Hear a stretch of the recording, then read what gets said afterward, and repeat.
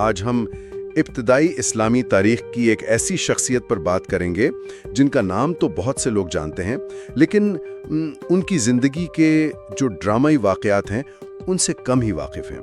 ہم بات کر رہے ہیں عبداللہ ابن مسعود کی۔ جی، جو پیغمبر اسلام کے قریبی ترین ساتھیوں میں سے ایک تھے۔ اور ہمارے پاس جو مواد ہے وہ بہت دلچسپ ہے۔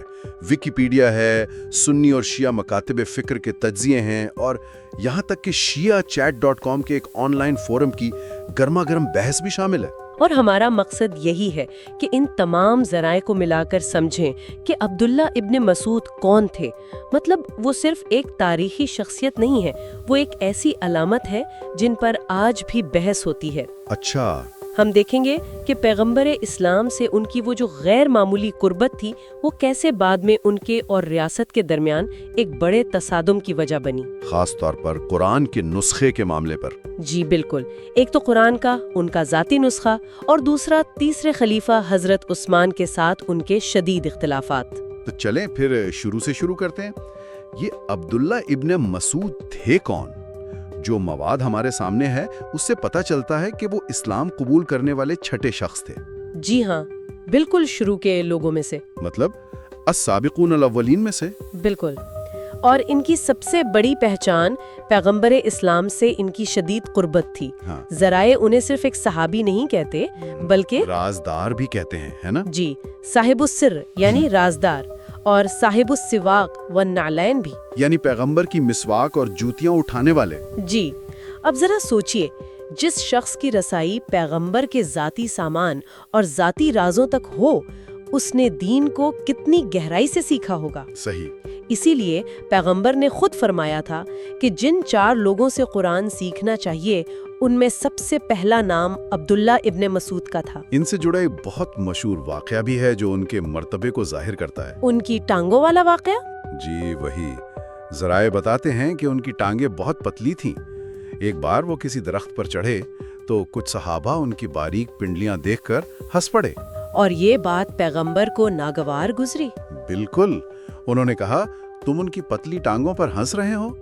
قسم ہے اس ذات کی جس کے ہاتھ میں میری جان ہے، قیامت کے دن یہ دونوں ٹانگیں ترازو میں احد پہاڑ سے بھی زیادہ وزنی ہوں گی۔ یہ واقعہ چھوٹا سا ہے لیکن اس میں بہت گہرا سبق ہے۔ یہ ہمیں بتاتا ہے کہ اس معاشرے کی قدریں کیا تھیں، ظاہری شکل نہیں بلکہ روحانی وزن اور علم کی اہمیت۔ اور وہ صرف عالم نہیں تھے، بہادر بھی تھے۔ بہت بہادر۔ وہ پہلے شخص تھے جنہوں نے قریش کے سرداروں کے سامنے کعبہ کے پاس کھڑے ہو کر بلند آواز میں سورۃ الرحمن کی تلاوت کی، جس پر انہیں بہت مارا بھی گیا۔ جی، انہیں اتنا مارا گیا کہ ان کا چہرہ سوج گیا۔ یہی جو نڈر طبیعت تھی ان کی، اور یہ احساس کہ میں نے دین براہ راست پیغمبر سے سیکھا ہے، شاید یہی چیز بعد میں تنازع کی وجہ بنی۔ بالکل، وہ کسی اتھارٹی کے سامنے جھکنے والے نہیں تھے، چاہے وہ مکہ کے قریش ہوں یا بعد میں خلیفہ۔ اور یہیں سے ہم اس کہانی کے سب سے اہم اور متنازع حصے میں داخل ہوتے ہیں۔ جی، پیغمبر سے اسی قربت اور قرآن کے علم نے انہیں ایک منفرد مقام تو دیا، لیکن یہی چیز بعد میں اسلامی تاریخ کے سب سے بڑے علمی اور سیاسی تنازع کا مرکز بھی بنی۔ اور وہ تنازع تھا کہ قرآن کا کون سا نسخہ حتمی ہوگا۔ تو اب آتے ہیں اس موضوع پر جو آج بھی سب سے زیادہ زیر بحث ہے، ان کا قرآن کا اپنا نسخہ یعنی مصحف۔ یہ سمجھنا ضروری ہے کہ اس وقت قرآن ایک کتابی شکل میں ہر گھر میں نہیں تھا۔ صحابہ کے پاس اپنے ذاتی نسخے یا یادداشتیں ہوتی تھیں جو انہوں نے خود لکھی یا لکھوائی تھیں۔ جی، اور ابن مسعود کا نسخہ کوفہ اور اس کے ارد گرد کے علاقوں میں سب سے زیادہ مستند مانا جاتا تھا۔ مسئلہ کب شروع ہوا؟ حضرت عثمان کے دور میں؟ جی، مسئلہ تب شروع ہوا جب تیسرے خلیفہ حضرت عثمان رضی اللہ تعالی عنہ کے دور میں اسلامی سلطنت بہت پھیل گئی اور مختلف علاقوں میں قرآن پڑھنے کے طریقوں یعنی قرات میں اختلاف آنے لگا۔ اچھا، تو اس انتشار کو ختم کرنے کے لیے خلیفہ نے ایک سرکاری معیاری نسخہ تیار کروانے کا فیصلہ کیا، جسے آج ہم مصحف عثمانی کے نام سے جانتے ہیں، اور حکم دیا کہ اس سرکاری نسخے کے علاوہ باقی تمام ذاتی نسخوں کو جلا دیا جائے۔ اور ابن مسعود نے اپنا نسخہ جلانے سے صاف انکار کر دیا۔ یہیں سے اصل کہانی شروع ہوتی ہے۔ تو بنیادی فرق کیا تھا ان کے مصحف اور سرکاری مصحف میں؟ ذرائع میں سب سے زیادہ ذکر تو 3 صورتوں کا آتا ہے۔ جی، سورۃ الفاتحہ اور آخری 2 صورتیں الفلق اور الناس۔ کہا جاتا ہے کہ یہ تینوں صورتیں ابن مسعود کے مصحف میں شامل نہیں تھیں۔ اچھا، اور اس کی تشریح پر آج تک بحث جاری ہے۔ سنی علماء اس کی کیا وضاحت کرتے ہیں؟ وہ عام طور پر ایک دفاعی موقف اپناتے ہیں۔ ان کی ایک دلیل یہ ہے کہ ابن مسعود نے ان صورتوں کے قرآنی ہونے کا کبھی انکار نہیں کیا، لیکن چونکہ یہ صورتیں خاص طور پر آخری 2 دعاؤں اور دم کے طور پر اتنی مشہور تھیں کہ ان کے بھول جانے کا کوئی خطرہ نہیں تھا۔ بالکل، تو انہوں نے انہیں اپنے ذاتی مصحف میں نہیں لکھا۔ ایک اور دلیل یہ دی جاتی ہے کہ ان کا مصحف ایک ذاتی ڈائری یا تدریسی نوٹ بک کی طرح تھا، نہ کہ ایک مکمل رسمی کتاب۔ لیکن اگر یہ صرف ذاتی نوٹس تھے تو ابن مسعود نے انہیں جلانے کے حکم پر اتنی شدید مزاحمت کیوں کی؟ مطلب کوئی اپنے ذاتی نوٹس کے لیے ریاست سے اتنی بڑی لڑائی تو نہیں لڑتا۔ صحیح نکتہ ہے۔ انہوں نے تو کوفہ میں ممبر پر کھڑے ہو کر کہا تھا، لوگوں اپنے مصاحف کو چھپا لو۔ یہ تو بہت سنگین موقف ہے۔ آپ نے بالکل صحیح سوال اٹھایا ہے، اور یہی وجہ ہے کہ تنقیدی مورخین اور شیعہ نقطہ نظر اس معاملے کو مختلف زاویے سے دیکھتے ہیں۔ وہ کیا کہتے ہیں؟ ان کے نزدیک یہ واقعہ اس بات کا ثبوت ہے کہ ابتدائی دور میں قرآن کے متن میں کچھ تنوع موجود تھا، جسے بعد میں ایک سیاسی فیصلے کے ذریعے ختم کر کے یکسانیت پیدا کی گئی۔ یعنی یہ صرف قرات کا اختلاف نہیں تھا؟ شاید نہیں، شاید کچھ الفاظ اور صورتوں کی ترتیب کا بھی تھا۔ وہ جو شیعہ چیٹ فورم پر بحث ہم نے دیکھی، اس سے اندازہ ہوتا ہے کہ عام لوگوں کے لیے بھی یہ آج تک ایک حساس موضوع ہے۔ اور اس معاملے میں زید بن ثابت رضی اللہ تعالیٰ عنہ کا کردار بھی بہت اہم ہے، جنہیں حضرت عثمان رضی اللہ تعالیٰ عنہ نے کمیٹی کا سربراہ بنایا تھا۔ جی، ابن مسعود کا اعتراض اس پر بھی تھا۔ انہوں نے ایک مشہور جملہ کہا تھا کہ کیا مجھے زید بن ثابت کی قرات پر پڑھنے کو کہا جا رہا ہے؟ حالانکہ میں نے 70 صورتیں پیغمبر اسلام کی زبان سے اس وقت سیکھی تھی جب زید بن ثابت ابھی بچوں کے ساتھ کھیل رہے تھے۔ بالکل، یہ صرف عمر کا اعتراض نہیں تھا، یہ علم، تجربے اور قربت کا تھا۔ وہ کہہ رہے تھے کہ میں اس وقت سے پیغمبر کے ساتھ ہوں جب یہ نوجوان مدینہ کی گلیوں میں کھیل رہے تھے، تو میری علمی حیثیت کو نظر انداز کیسے کیا جا سکتا ہے؟ تو یہ ایک طرح سے 2 تصورات کا ٹکراؤ تھا۔ جی، ایک طرف ابن مسعود تھے جو علم کو ذاتی تجربے کی بنیاد پر مستند مانتے تھے، اور دوسری طرف حضرت عثمان رضی اللہ تعالی عنہ کی خلافت تھی جو ایک پھیلتی ہوئی سلطنت کے لیے مرکزیت کو ضروری سمجھتی تھی۔ یہ ایک فرد کی علمی اتھارٹی اور ریاست کی انتظامی اتھارٹی کا ٹکراؤ تھا۔ بالکل، اور بدقسمتی سے یہ تنازع صرف علمی بحث تک محدود نہیں رہا۔ یعنی معاملہ جسمانی تشدد تک پہنچ گیا؟ کئی ذرائع، جن میں ویکیپیڈیا اور فرقہ وارانہ تجزیہ بھی شامل ہیں، اس بات کا ذکر کرتے ہیں۔ کیا تفصیلات ملتی ہیں اس بارے میں؟ دیکھیں، روایات بہت مختلف اور متضاد ہیں۔ کچھ شیعہ اور تنقیدی ذرائع میں یہ ذکر ملتا ہے کہ جب ابن مسعود نے اپنا مصحف دینے سے انکار کیا تو انہیں مدینہ میں مسجد نبوی سے زبردستی نکالا گیا۔ اور انہیں مارا بھی گیا؟ جی، کہا جاتا ہے کہ انہیں اتنی بری طرح مارا گیا کہ ان کی ایک پسلی ٹوٹ گئی۔ کچھ روایات یہ بھی کہتی ہیں کہ اس واقعے کے بعد ان کا سرکاری وظیفہ بھی بند کر دیا گیا تھا۔ اچھا۔ ان ذرائع میں اس واقعے کو ابتدائی خلافت میں ہونے والی ناانصافیوں کی ایک بڑی مثال کے طور پر پیش کیا جاتا ہے۔ لیکن ہمارے سامنے ایک اور ذریعہ بھی ہے جس کا عنوان ہے صحابہ پر مبینہ ناروا سلوک کے بارے میں اعتراض۔ یہ ایک مضبوط سنی دفاعی تحریر ہے۔ جی، اور اس میں جو زبان استعمال کی گئی ہے وہ بہت سخت ہے۔ ان کہانیوں کو زور یعنی صریح جھوٹ اور من اسمجا الکذب معلوم کہا گیا ہے، جس کا مطلب ہے یہ سب سے بدترین اور مشہور جھوٹ میں سے ایک ہے۔ جی، یہ علمی زبان میں کسی بات کو مکمل طور پر رد کرنے کا سب سے سخت طریقہ ہے۔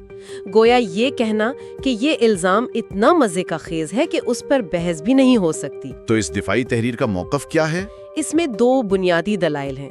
پہلا یہ کہ خلیفہ کی حیثیت سے حضرت عثمان رضی اللہ تعالی عنہ کو امت کے مفاد میں انتظامی فیصلے کرنے کا پورا حق تھا، جسے اجتہاد کہتے ہیں۔ صحیح۔ کر پیش کرنا بعد کے دور کی فرقہ وارانہ ایجاد ہے۔ اور یہ ذریعہ مفاہمت کی بھی بات کرتا ہے نا؟ جی ہاں، یہ اس بات پر بہت زور دیتا ہے کہ ابن مسعود کی وفات سے پہلے ان کے اور حضرت عثمان کے درمیان صلح ہو گئی تھی، انہوں نے ایک دوسرے کو معاف کر دیا تھا، اور یہ کہ حضرت عثمان نے خود ان کی نماز جنازہ پڑھائی تھی۔ لیکن یہاں بھی اختلاف ہے۔ بالکل، دوسرے ذرائع کہتے ہیں کہ ابن مسعود نے وصیت کی تھی کہ حضرت عثمان ان کی نماز جنازہ نہ پڑھائیں، اور ان کی نماز جنازہ حضرت عمار بن یاسر نے پڑھائی تھی۔ تو یہ متضاد روایات دکھاتی ہیں کہ تاریخ کو سمجھنا کتنا پیچیدہ کام ہے۔ ان تمام تنازعات کے باوجود آج بھی ابن مسعود کا علمی ورثہ بہت بڑا ہے، خاص طور پر حدیث اور فقہ میں۔